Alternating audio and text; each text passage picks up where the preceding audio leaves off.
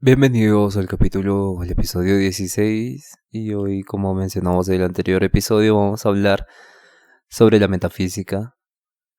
Para dar un pequeño resumen, una conclusión del episodio anterior, vamos a hablar de que cada rama de la filosofía aborda preguntas fundamentales desde perspectivas únicas. La metafísica investiga la naturaleza de la realidad, la epistemología explora el conocimiento y su justificación, la ética examina los principios morales y la lógica proporciona herramientas para un razonamiento válido. Pero ahora entramos en materia de metafísica y es algo muy profundo y también que se relaciona mucho o posiblemente en un futuro sea complementaria con la física cuántica, lo cual sería extremadamente revolucionario en el momento actual que vivimos. Sí. Entonces la metafísica es la rama de la filosofía que se ocupa del estudio de la naturaleza, la estructura y el origen de la realidad. Examina cuestiones que van más allá de lo físico y tangible, tratando de entender los principios fundamentales que subyacen al mundo material. El objetivo o el propósito de la metafísica es desentrañar los aspectos más abstractos de la existencia, como la identidad, el tiempo, el espacio y la causalidad, para ofrecer una comprensión más profunda de la realidad. La importancia de la metafísica radica en la búsqueda de preguntas fundamentales sobre la existencia y la realidad, proporcionando una base teórica para otras ramas de la filosofía y la disciplina científica. En esta parte quisiera hacer una reflexión sobre que nosotros muchas veces en situaciones específicas el ser humano se ve envuelto en un tipo de subsumisión a las estructuras sociales, a las instituciones y a cómo se mueve el mundo. Y para esto se basan en la filosofía existencialista, donde en un universo indiferente el ser humano crea su propio significado a base de decisiones. Pero esto es una respuesta muy floja para darle sentido a la existencia humana. La existencia humana tiene que ser mucho más completa y en esa complejidad tenemos que hallar lo simple en la práctica del vivir el momento presente. Y en esta presencia se manifiesta el ser ahí en el individuo, como decía nuestro amigo Heidegger, pero ahora este hombre subsumido por las instituciones queda libre con el vitalismo y el nihilismo, y al quedar libre este hombre crea su propia realidad. Pero ¿cómo crea su propia realidad? Destruyendo la identidad personal. ¿Y cómo destruimos la identidad personal? Haciendo un trabajo de autoanálisis y buscando otra forma de entender el mundo. Si tenemos esta forma diferente de entender el mundo, nosotros podemos crear otra realidad. Por ejemplo, una persona el ejemplo clásico, ¿no? Alcohólico, el alcoholismo. Esta persona, al cambiar el chip del alcoholismo y darse cuenta que la identidad de alcohólico es algo abstracto creado por él y fortalecido por él, y una vez conocido y comprendido lo superamos, viene a nosotros algo mucho más profundo, viene algo tremendamente complejo, que sería la sobriedad. Y en esa sobriedad cambia su realidad, cambia el día a día que tiene él. Y esto es lo importante de la metafísica, esto es lo importante de por qué estudiamos esto. El cambio que se tiene que dar, el cambio que se tiene que ver. El cambio es lo hermoso que podemos entender y desarrollar en la metafísica. Cómo cambiando una perspectiva, una abstracción de mí mismo, de mi identidad, cambiando esta moneda puede cambiar radicalmente una vida. Y esto es fundamental, pienso yo. Bueno, para seguir con el tema, vamos a dar el marco teórico, ¿no? Hay temas claves en la metafísica como la ontología. La ontología es la rama de la metafísica que estudia el ser y la existencia también, a la par. Examina qué cosas existen y qué significa que algo exista. ¿Qué es el ser?, se pregunta. Explora la naturaleza de la existencia misma. ¿Qué categorías de cosas existen? Se pregunta. Analiza los diferentes tipos de entidades como objetos, eventos y propiedades. También el tema clave que la metafísica habla es la identidad y cambio. Examina cómo los objetos mantienen su identidad a lo largo del tiempo y cómo pueden cambiar sin perder su esencia. Que eso es lo importante y lo muy complejo, ¿no? Porque la esencia se confunde con la identidad muchas veces, con la personalidad, y esa personalidad es construida. Y esa personalidad se vuelve en un hábito, y ese hábito se vuelve en el carácter, y ese carácter se vuelve en una vida. Y eso es algo muy interesante de analizar. Como diría nuestro querido Aristóteles con otros términos, los pensamientos se convierten en hábitos, los hábitos se convierten en costumbres, los costumbres se convierten en creencias, la creencia se convierte en hábitos y el hábito se convierte en tu vida, ¿no? El carácter está en el medio de ambos y el carácter determina tu vida. Y bueno, preguntas fundamentales, la ontología se hace como ¿qué es el ser? Y la pregunta de la identidad que se hace, ¿qué es la identidad? Para diferenciar el ser y la identidad tenemos que, bueno, filósofos más adelante lo mezclan, vamos a hablar sobre ellos, pero ahora vamos a hablar de la diferencia entre ser y identidad. ¿Qué es el ser? La ontología se pregunta y responde, explora la naturaleza y la existencia misma. ¿Qué cosa que pasa cuando decimos que algo existe? ¿Por qué existe? Esto existe y tiene ser por el hecho de existir, y como nuestro amigo Sartre nos diría, la existencia precede a la esencia, ¿no?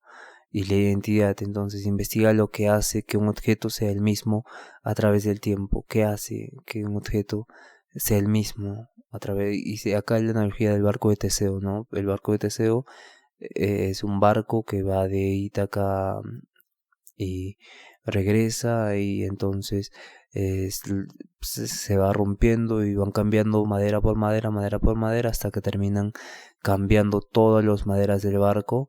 Y se pregunta, ¿el barco es el mismo o es diferente, ¿no? Y para la esencia misma, para la existencia, ya que tengo un nombre de barco de Teseo, ya la esencia radica en la existencia. La existencia precede a la esencia, entonces quiere decir que ese barco que se llama Teseo sigue siendo el mismo, a pesar de que cambió todos sus palos, todas las maderas.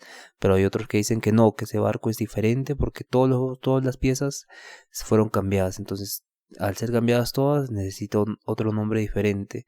Entonces, en la primera, la esencia se da con el transcurso del tiempo y la acomodación de nuevas piezas de madera, ¿no? Que van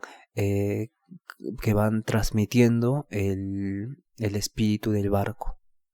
Y la nueva madera va transmitiendo y se da por generación en generación, y así se llega al idealismo de Hegel, ¿no? Al espíritu humano, al espíritu histórico de Hegel, como la esencia misma vive ahí, ¿no? En el transcurso de la historia. Y lo mismo, como analógicamente lo decimos, vive en el barco de Teseo, ¿no? Pero esta pregunta es fundamental, ¿no? Porque al nosotros vivir en esta materialidad, vemos que ese barco es diferente, y no vemos la esencia misma de ese barco, no vemos la metafísica que hay detrás de ese barco, que hace que ese barco sea el mismo barco, aunque sus maderas hayan sido cambiadas. Y bueno, esto lo podemos aplicar a diversas formas de ver el mundo. Por ejemplo, las tradiciones y las costumbres.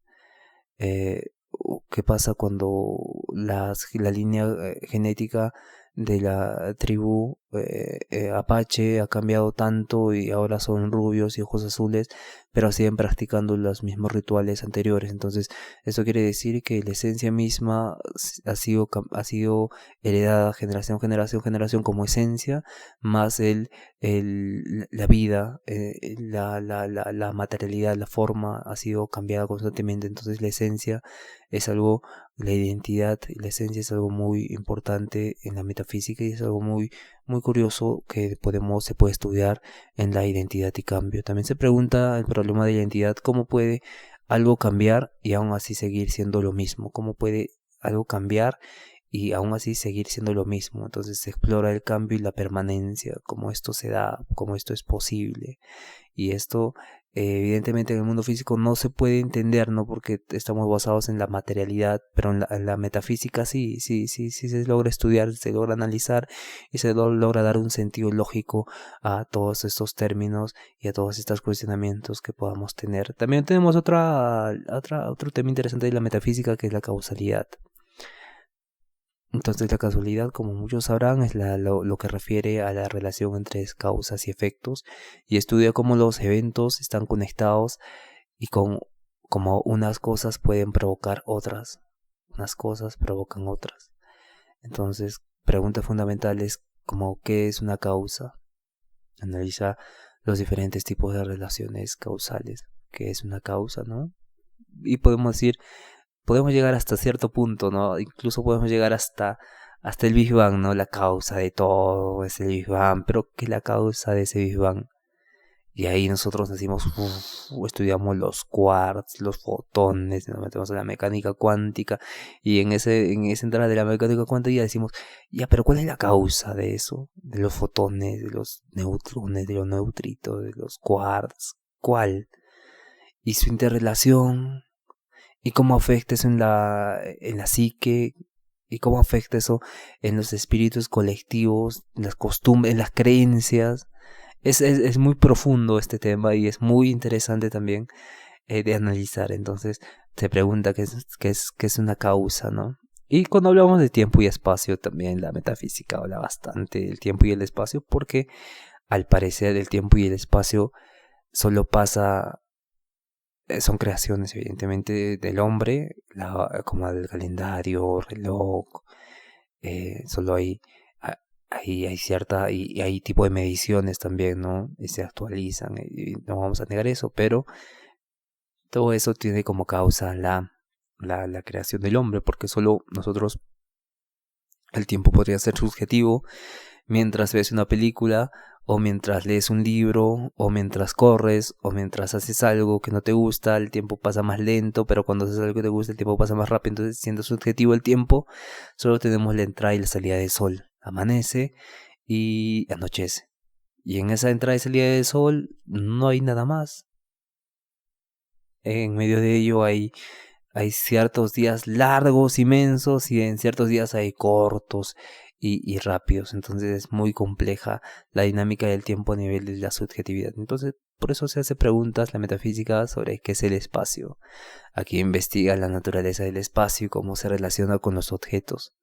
Y el tiempo examina la naturaleza del tiempo. ¿Qué es el tiempo? El tiempo es mc al cuadrado, y cómo los eventos se ordenan temporalmente y son relativos, sí, pero hay ciertos eventos que pasan más allá de todo de todo el universo, y cómo es ese tiempo y ese espacio, cómo es, qué materialidad tiene, cuál es, qué habita ahí, qué hay ahí, cómo conocemos eso. Somos la única especie que tiene sentido del tiempo, porque si nos vamos a lo más lejano del universo, el tiempo es distinto para ellos, y el tiempo cuando viajas al espacio pasa diferente, pasa más lento en el espacio que en la Tierra. ¿Y por qué se da esto? Y es algo completamente innovador, y es algo muy interesante de analizar el espacio y el tiempo en la metafísica. También tenemos que tener en cuenta la realidad y la apariencia, ¿no? Esta rama, este concepto, perdón, examinar las diferencias entre cómo se presentan las cosas y lo que realmente son. Acá se hace preguntas de qué es la realidad. Investiga la distinción entre la realidad objetiva y las apariencias, ¿no? Por ejemplo, los sentidos, David Hume decía que nos engañan los sentidos. Los sentidos, no podemos fiarnos de los sentidos. No podemos fiarnos de los sentidos porque en ciertas ocasiones nos engañan los sentidos. Entonces, ¿cómo conocemos ahora el mundo? Y Descartes dice de hipótesis, de teorías, de que yo existo, yo pienso, luego existo, y de lo que yo pienso no puedo dudar de eso, pero puedo dudar de todo el mundo. y también se hace preguntas como ¿cómo podemos conocer la verdadera naturaleza de las cosas? Explora los límites del conocimiento sobre la realidad. ¿Qué pasa si aparece un fenómeno nuevo que nadie puede explicar, pero que está ahí, lo vemos, y aparece cada 100 años solamente y no podemos entenderlo? ¿Y qué pasa con los fenómenos que vemos aún más con esta era digital, donde aparecen cosas muy, muy, muy, muy difíciles de comprender y que parecen fidedignas? Hay muchas cosas que no conocemos, ¿no? Hay límites en el conocimiento, pero esos límites la metafísica trata de ser esa escalera, ¿no? Esa escalerita que para saltar a lo que está más allá de lo físico. También tenemos que entender que hay teorías metafísicas y hay enfoques de la metafísica. Por ejemplo, la metafísica del realismo versus el idealismo. El realismo nos dice que la idea de que el mundo existe es independientemente de nuestras percepciones y pensamientos.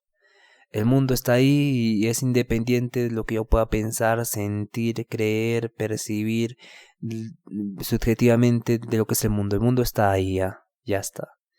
Eso se denomina realismo. El idealismo, por otro lado, es la creencia de que la realidad está en gran medida construida por la mente o las ideas. Por ejemplo, una computadora es una creación de una mente, de un señor que ha diseñado eso y ha utilizado ciertos mecanismos para que esto exista. Hay pruebas a problema ontológico. Entonces existe porque ya estaba en el mundo, o existe porque ha sido una idea que ha sido materializada. Entonces es muy, muy interesante también.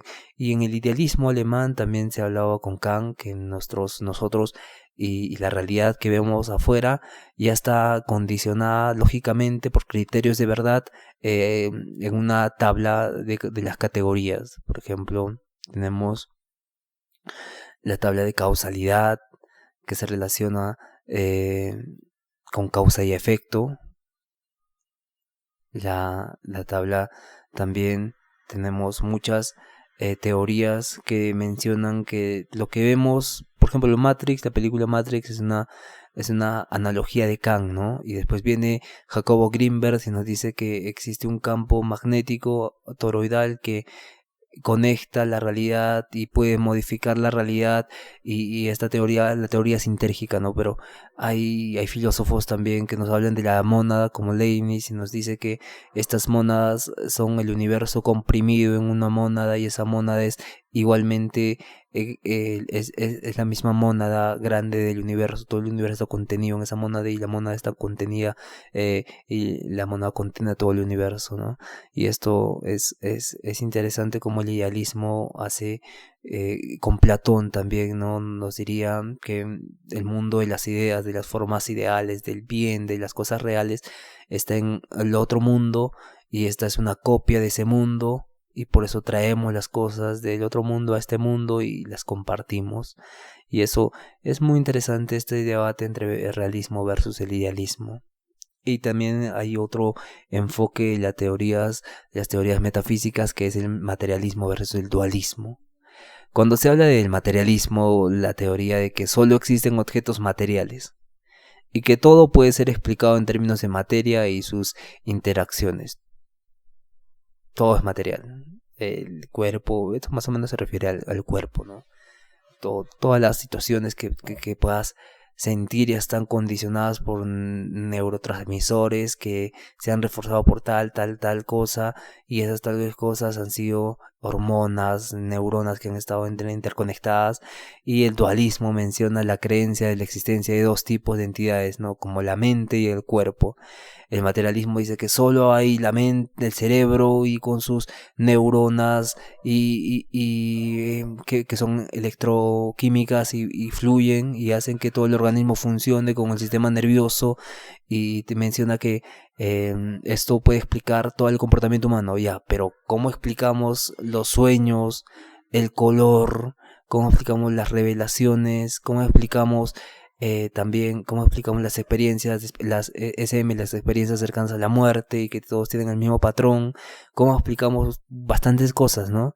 ¿Cómo se hace entonces si solo son conexiones neuronales? ¿Cómo alguien que nunca ha conocido un concepto sobre la experiencia cercana a la muerte hable lo mismo que otra persona que ha experimentado lo mismo y tenga la misma experiencia como extracorporal, ¿no? ¿Cómo explicamos eso? Entonces acá hay una pelea muy interesante contra el materialismo versus el dualismo.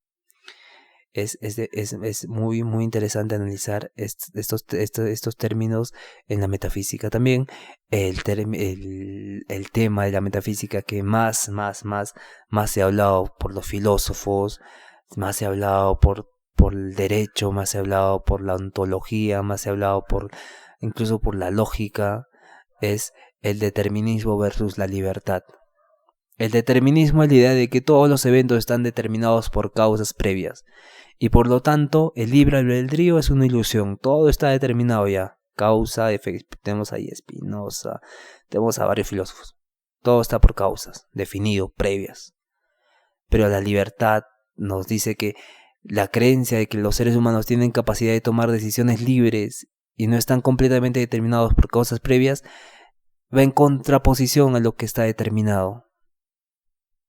Y básicamente nosotros pensamos que somos libres a veces de las cosas que elegimos, de lo que decimos, de lo que pensamos, pero en realidad un neurólogo nos puede decir que no, esa consecuencia de ese pensamiento que tuviste, esa consecuencia que tuviste, se viene de tal, un psicoanalítico nos va a decir, tú hablas mucho porque seguramente no tenés papá, te ha hablado, no te ha dado atención, un economista, tú tienes que hablar porque tienes que comer, y así va a haber causas y causas de personas que van a determinar lo que haces en acto, ¿no? Pero la esencia misma, la libertad, esa creencia de que eres libre, esa creencia misma de que eres libre ya se ve en Kant, ¿no? Se ve en Kant la idea de la inmortalidad, la idea de Dios, la idea de la libertad, ya se puede ver en Kant que esos son tres pensamientos innatos que se dan en el hombre, pero que no podemos hablar de esos porque estamos limitados por la razón. Entonces, acá se da ese derecho. Entonces, si nosotros somos libres,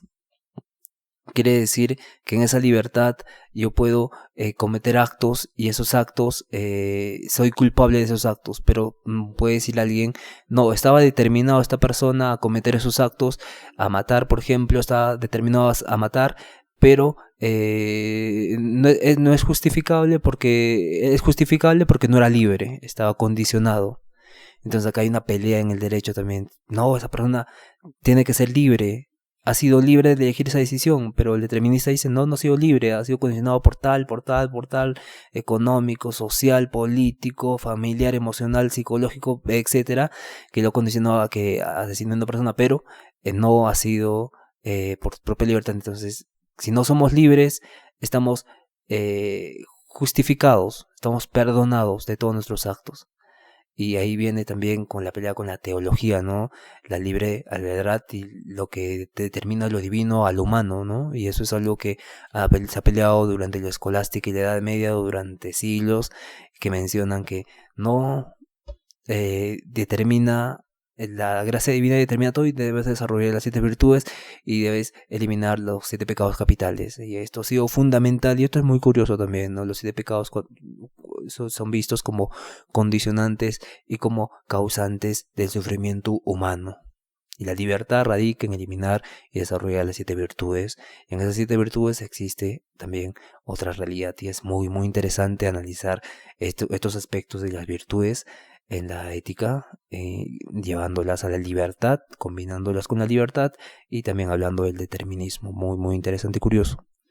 Bueno, en conclusión, nos quedamos en la metafísica.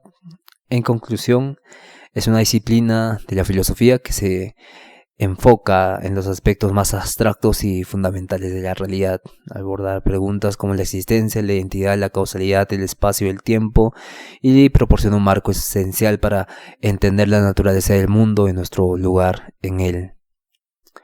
Es muy interesante la metafísica. Bueno, en el segmento 2 vamos a hablar de Aristóteles, ¿no? Aristóteles, la teoría del ser y las categorías. Aristóteles fue el primero en introducir el término metafísica. Pero él empezó con el término sustancia, o lo que se denomina ousia, como el fundamento de todo lo que existe. Para él la sustancia es aquello que existe en sí mismo y no depende de otra cosa para su existencia, sino depende de sí mismo, aquello que existe en sí mismo y no depende de nada más, existe en sí mismo, por así decirlo, como la idea de Dios. Entonces, la materia y la forma, Aristóteles distingue entre materia como sustancia subyacente, ya que viene después, y la forma, que es la esencia que da a la materia su identidad. La forma, la esencia que da a la materia su identidad. Juntas forman la sustancia compuesta. La materia, no olvidemos que es la sustancia subyacente.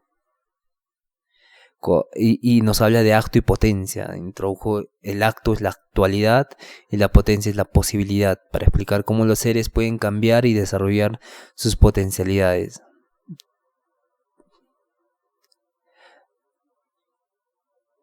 Potencia, todos somos una semilla que puede crecer y fortalecer en un ser humano, y el acto es el acto de ser, ¿no?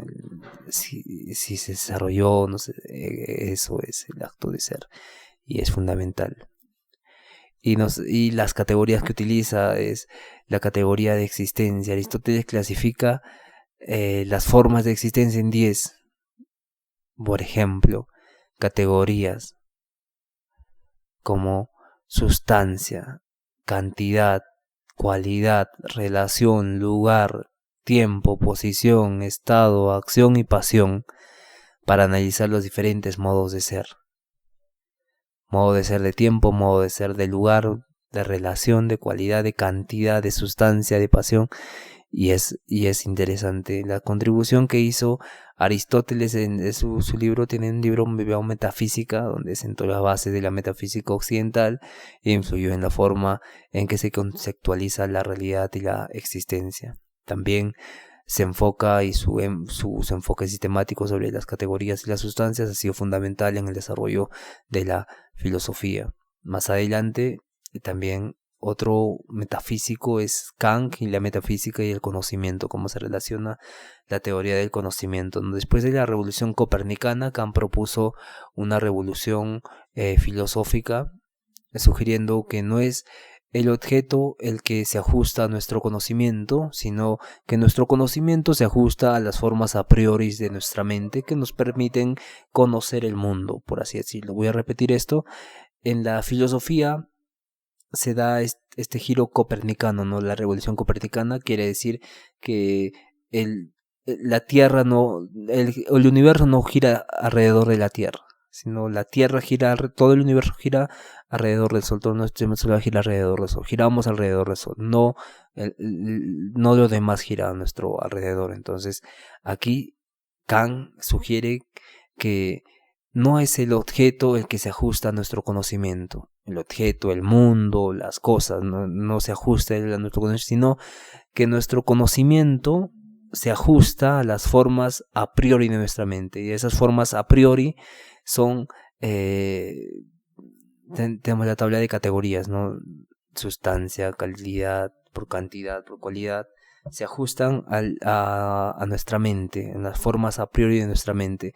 Hay las formas sensibles en nuestra mente, tenemos pues el espacio y el tiempo. Estas son formas a priori, que estas ya vienen predeterminadas. Es como un celular que ya viene determinado con cierto programa para que funcione. Entonces nosotros venimos con ciertas formas, ajustes para conocer las formas a priori. Las fundamentales son espacio y tiempo. La sensibilidad las denomina Kant. Y también hace la distinción entre fenómenos y noúmenos. Él distinguió entre fenómenos, lo que podemos conocer, y noúmenos, lo que la realidad en sí misma, que es inaccesible para nosotros. Esta distinción busca explicar los límites del conocimiento. Hay conocimientos nouménicos y hay conocimientos fenoménicos, pero nosotros solo podemos conocer conocimientos fenoménicos.